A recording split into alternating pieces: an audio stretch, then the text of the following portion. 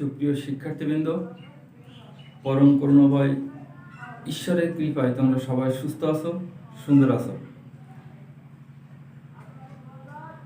আরও একবার অনলাইন ক্লাসে তোমাদের সাথে যুক্ত আছে আমি রঞ্জিত কুমার সরকার, প্রভাষক উচ্চতর গণিত, তালা মহিলা ডিগ্রি কলেজ, সাতক্ষীরা। তো প্রিয় শিক্ষার্থীবৃন্দ, পূর্ববর্তী ক্লাসে আমি তোমাদের সাথে ম্যাট্রিক্স নিয়ে আলোচনা করেছিলাম। তো আজ আমি তোমাদের সাথে ম্যাট্রিক্স পরবর্তী নির্ণায়ক নিয়ে আলোচনা করতে চাই। আশা করব তোমরা আমার ক্লাসটি মনোযোগ সহকারে শুনবে এবং দেখবে। তো নির্ণায়ক আলোচনার আগে ম্যাট্রিক্স আরও একবার স্মরণ করতে চাই। এই যে কাঠামো দেখতে পাচ্ছি, কাঠামোর উভয় পাশে যদি ফার্স্ট ব্র্যাকেট, থার্ড ব্র্যাকেট অথবা উভয় পাশে ডাবল লাইন ব্যবহার করি তখন এটার নাম হবে ম্যাট্রিক্স। কিন্তু যদি এই কাঠামোর উভয় পাশে আমরা এরকম সিঙ্গেল লাইন ব্যবহার করি তখন এটার নাম হবে নির্ণায়ক। তো এবার আসি নির্ণায়ক আর ম্যাট্রিক্সের মধ্যে একটি মৌলিক তফাৎ কোথায়। তফাৎটা হচ্ছে এখানেই, ম্যাট্রিক্সকে একটি সিঙ্গেল ভ্যালুতে রূপান্তর করা যায় না, অর্থাৎ ম্যাট্রিক্স থেকে কোনো একটি সাধারণ মান পাওয়া যায় না বা বের করা যায় না। কিন্তু নির্ণায়ক থেকে একটি সাধারণ বা সিঙ্গেল ভ্যালু পাওয়া যায়। তো এই কারণে যেহেতু এখান থেকে একটি মান নির্ণয় করা সম্ভব, তো বলা যেতে পারে এই কারণেই এটাকে বলা হয় নির্ণায়ক। তো এখন আমরা দেখব যে এখান থেকে কিভাবে একটা ছোট সিঙ্গেল ভ্যালু অর্থাৎ সাধারণ একটা মান পাওয়া যায় সেটা দেখব। তো সেটা দেখার আগে আরো কিছু বিষয় আমাদেরকে জানা জরুরি, সেটা আমরা একটু ম্যাট্রিক্সে কোনো সংখ্যা গুণ করলে সকল উপাদানের সাথে গুণ করতে হয়, কিন্তু আমরা নির্ণায়কের ক্ষেত্রে জানবো কি যে কোনো সংখ্যা যদি গুণ করি তাহলে সেই সংখ্যা শুধুমাত্র যে কোনো একটি সারিতে অথবা যে কোনো একটি কলামে গুণ করতে হবে। যেমন এখানে আমি প্রথমে একটি নির্ণায়ক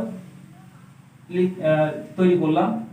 এবার আমি যদি বলি এই নির্ণায়কের সাথে 3 গুণ করব, এই যে 3 ইনটু নির্ণায়ক, এখন এই 3 এর ভিতরে গুণ করতে হবে। কোথায় গুণ করব? যা বললাম, নির্ণায়কের ক্ষেত্রে কোনো সংখ্যা গুণ করতে হলে যে কোনো একটি সারিতে অথবা যে কোনো একটি কলামে গুণ করতে হয়। তো দেখো আমি এখানে করলাম কি, এই 3 প্রথম সারিতে গুণ করলাম। 3 যখন প্রথম সারিতে গুণ করব, 3 আর 1 গুণ করলে 3, 3 আর 2 গুণ করলে 6, 3 আর 3 গুণ করলে 9। আমি প্রথম সারিতে গুণ করেছি, তাহলে বাকি সারিগুলো কি হবে? যেমন ছিল তেমন থাকবে। তাহলে নির্ণায়কের মধ্যে গুণ করার নিয়ম জানলাম। এখন আমি এই যে 3 গুণ করলাম প্রথম সারিতে, তুমি চাইলে প্রথম কলামে অথবা দ্বিতীয় কলামে, অথবা আমি যদি প্রথম সারিতে না গুণ করি দ্বিতীয় সারি বা তৃতীয় সারি, যে কোনো একটা সারি বা কলামে গুণ করা যাবে। এটা প্রয়োজন মতো তোমার যখন যেখানে যেভাবে প্রয়োজন মনে হবে সেখানে সেইভাবে গুণ করতে হবে। এবার দেখো যখন গুণ করলাম, এবার আমি যদি বলি কমান নেব, এর ভিতরে গুণ করে দিয়েছিলাম, এখন বলবো কি এর ভিতর থেকে আমি কমান নেব। কমান নেওয়ার ক্ষেত্রেও সেই বিষয়টা খেয়াল রাখতে হবে যে কমান নিতে হলে সবগুলো উপাদানে থাকতে হবে এমন নয়, যে কোনো একটি সারিতে বা যে কোনো একটি কলামে থাকলেই চলবে। এখন দেখো আমি এটা গুণ করেছিলাম, গুণ করার পরে এই নির্ণায়কটি পেলাম। আমি যদি বলি এই নির্ণায়ক থেকে এবার আমি 3 কমান নেব, কিভাবে? এই প্রথম সারিতে তো 3 কমান আছে, আমি প্রথম সারি বাদ দিয়ে আমি যদি এবার তৃতীয় কলামের দিকে নজর দিই, দেখো এই তৃতীয় কলামের মধ্যে 3 কমান নেওয়া যায়। আমি তৃতীয় কলাম থেকে 3 কমান নিলাম।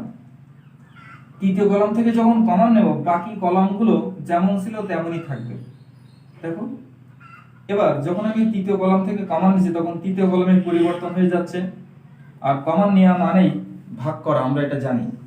তাহলে 3 যখন আমি এখান থেকে কমান নিচ্ছি, 3 3 কে 9, 3 দুগুণে 6, 3 3 কে 9। কমান নেওয়া বা গুণ করা পদ্ধতি একই। আবার তৃতীয় কলাম থেকে কমান নেওয়ার পরে প্রথম সারি থেকে আবার কমান নেওয়া সম্ভব। তাহলে দেখো এই 3 তো প্রথমে নিলাম কমন, আবারও এই প্রথম সারি থেকে আমি এই যে প্রথম সারি থেকে 3 কমন নিচ্ছি, নিলে এই 3 থেকে 1 হয়ে গেল, 6 থেকে 2 হয়ে গেল, 3 থেকে 1 হয়ে গেল, সর্বশেষ এরকম থাকবে। এবার এই যে নির্ণয়টা সর্বশেষ থাকলো, বাইরে 3 3 9। এবার এটার মান নির্ণয় করা সম্ভব। তো সেই মান নির্ণয় করা জানার আগে, যে কিভাবে মান নির্ণয় করতে সেটা জানার আগে আমরা আরেকটি বিষয় জেনে নেব, সেটা হচ্ছে এই, আমরা ম্যাট্রিক্সে দেখেছিলাম যে ম্যাট্রিক্সের উপাদানের সকল উপাদান অর্থাৎ প্রতিটি উপাদানের জন্য একটি করে পজিশন আছে, প্রত্যেক উপাদানের এক একটা পজিশন আছে। যেমন আমি যদি বলি এই 8 এর ক্ষেত্রে এই এখানে পজিশনটা কত, পজিশন কিভাবে আইডেন্টিফাই করতে হয়, সারি আর কলাম দেখে প্রথমে দেখবো যে এটা কত নাম্বার সারিতে আছে। 8 এর কথা যদি বলতাম তাহলে এর অবস্থান হবে, এর সারি হচ্ছে 3 নাম্বার সারি, কত নাম্বার কলামে আছে, 2 নাম্বার কলাম। তখন আমি বলতে পারি 8 এর অবস্থান এই যে 3,2। এইভাবে প্রত্যেকটা উপাদানের জন্য এইভাবে আমরা অবস্থান বলতে পারি। তো যাই হোক, সেটা আমরা আগে থেকে জানি, এখানেও একই বিষয়। তবে এখানে নতুন যে বিষয় সেটা হচ্ছে এই প্রত্যেক উপাদানের জন্য নতুন দুইটি বিষয় আমরা এখানে দেখব। একটি হচ্ছে অনুরাশি আর একটি হচ্ছে সহগুণক। অনুরাশি কি আর সহগুণক কি সেটা আমরা এখন দেখব। খেয়াল করো, অনুরাশি আমি একটি উপাদানকে মার্ক করেছি, কি বলেছি, 1,3 1,3 তম উপাদানের অনুরাশি। তো 1,3 তম উপাদানের অনুরাশি আগে দেখতে হবে যে 1,3 তম উপাদানটা কোথায়। 1,3 অর্থাৎ প্রথম সারি তৃতীয় কলাম, প্রথম এই যে প্রথম সারি, এই প্রথম সারিতে কলাম দেখতে হবে 1 নম্বর 2 নম্বর 3 নম্বর কলাম, অর্থাৎ এই যে 3 এটাকে বোঝানো হচ্ছে এই যে 1,3 পজিশনের উপাদান এটা। তো এই যে 1,3 পজিশন উপাদান 3, তার অনুরাশি কি হবে, খুবই সহজ, যে উপাদানের অনুরাশি বলবে ওই উপাদান বরাবর সারি আর কলাম বাদ দিলে যেটুক দেখতে পাবো বা পড়ে থাকবে সেটাই হবে অনুরাশি। অর্থাৎ কি আছে, 4 5 7 8, এই যে 4 5 7 8। এখন আমি যদি বলতাম যে 2,3 এই পজিশনের অনুরাশি কি হবে, এই যে 2,3 এই উপাদানের জন্য, এই উপাদানের আমি বলেছি কি অনুরাশি কিভাবে আইডেন্টিফাই করতে হয়, যে উপাদানের অনুরাশি বলবে ওই উপাদান বরাবর কলাম বাদ দেব এবং সারি বাদ দেব, দিলে কি দেখতে পাই, এই কলাম বাদ দিলাম, এই সারি বাদ দিলাম, দেওয়ার পরে কি পড়ে থাকলো 1 2 7 8।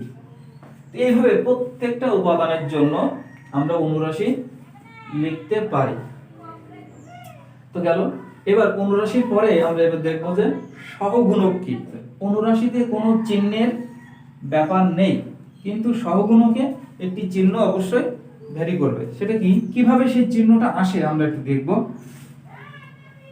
যা বলছিলাম অনুরাশি আর সহগুণক একই জিনিস, তাহলে আমি এটা লিখে নেই, একটু চিহ্নটা ফাঁকা রাখলাম, এই যে 4 5 7 8 একই জিনিস। 1,3 তম উপাদানের অনুরাশি আর 1,3 তম উপাদানের সহগুণক, এখানে যা দেখতে পাচ্ছি তাই। তো এটা ফাঁকা রাখলাম এই কারণে, চিহ্নটা কি হবে, অনুরাশিতে যেহেতু কোনো চিহ্ন আসে না, সহগুণকে চিহ্ন আসবে, চিহ্নটা প্লাস হবে না মাইনাস হবে সেটা নির্ভর করবে এরকম, -1 তার পাওয়ার, -1 এর পাওয়ারে যে উপাদানের সহগুণক বলা হচ্ছে ওই উপাদানের পজিশনের যোগফল, অর্থাৎ এই যে 1 3, যে 1 + 3। তাহলে অনুরাশি আর সহগুণকের মধ্যে তফাৎ হচ্ছে চিহ্নে। অনুরাশিতে কোনো চিহ্ন ভ্যারি করবে না, কিন্তু সহগুণকে চিহ্ন ভ্যারি করবে, অর্থাৎ প্লাসও হতে পারে মাইনাসও হতে পারে। তো সেটা কি কারণে হবে, এরকম -1 এর পাওয়ার যে উপাদানের যে সহগুণক সেই উপাদানের পজিশনের যোগফল। এখন এই মাইনাসের উপরে যে এই উপাদানের পজিশনের যোগফল যদি জোড় সংখ্যা হয় তাহলে সে প্লাস হয়ে যাবে, যদি এটা বিজোড় সংখ্যা হয় তাহলে সে মাইনাস হবে। তো এখানে আমরা দেখতে পাচ্ছি 1 + 3 অর্থাৎ 4, তাহলে 4 যেহেতু জোড় সংখ্যা, তাহলে মাইনাসের পাওয়ার জোড় সংখ্যা হলে প্লাস হয় আমরা এটা জানি। তাহলে আলটিমেটলি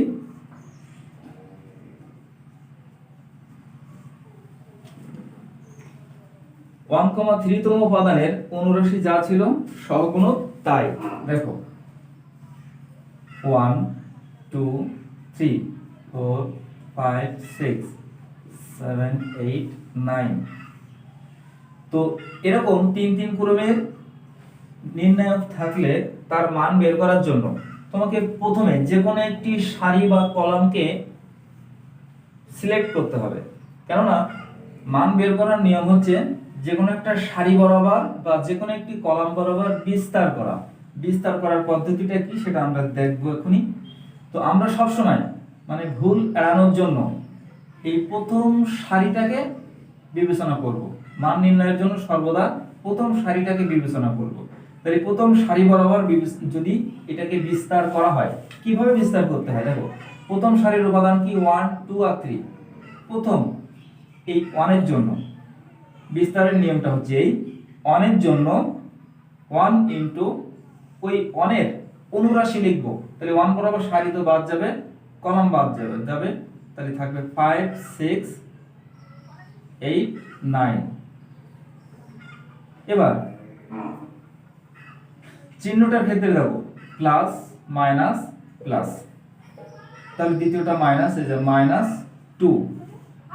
এবার 2 এর জন্য যখন বিস্তার নেব 2 বরাবর কলাম বাদ দিয়ে 2 বরাবর সারি বাদ দিয়ে 4 6 7 9। এবার প্লাস 3। এবার 3 এর জন্য 4 5 7 8। এখন কি করব, এই 1 ইনটু এটা মান কি করে বের করতে আমরা একটু আগে দেখলাম। প্রধান কর্ণের গুণফল 5 ইনটু 9 মাইনাস দ্বিতীয় কর্ণের গুণফল 8 ইনটু 6 মাইনাস 2। একইভাবে 4 into 9 minus 7 into 6 plus 3। 4 into 8 minus 7 into 5। এখান থেকে এবার আমরা কি 5 আর 9 কত হবে 45, আর এটা হবে 48 মাইনাস 2। 4 আর 9 গুণ করলে 36, 7 আর 6 গুণ করলে 42 প্লাস 3। 4 আর 8 32 35। এখান থেকে আসবে কত -3 মাইনাস, আর এখান থেকে বিয়োগ করলে আসবে 6 -12 প্লাস এখান থেকে আসবে -3, তার সাথে +3 গুণ করলে -9।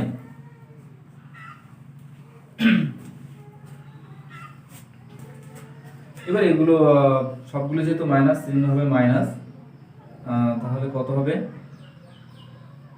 -24 অ্যান্সার।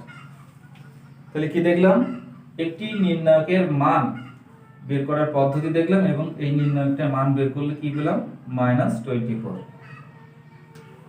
ওকে, আজকের এই পর্যন্তই শেষ করলাম। তো আজকে যে পর্যন্ত আলোচনা করলাম আশা করি তোমরা সবাই মনোযোগ সহকারে দেখেছো এবং শুনেছো। তো এইগুলো এবার বাসায় তোমরা নিজেরা একটু প্র্যাকটিস করবে।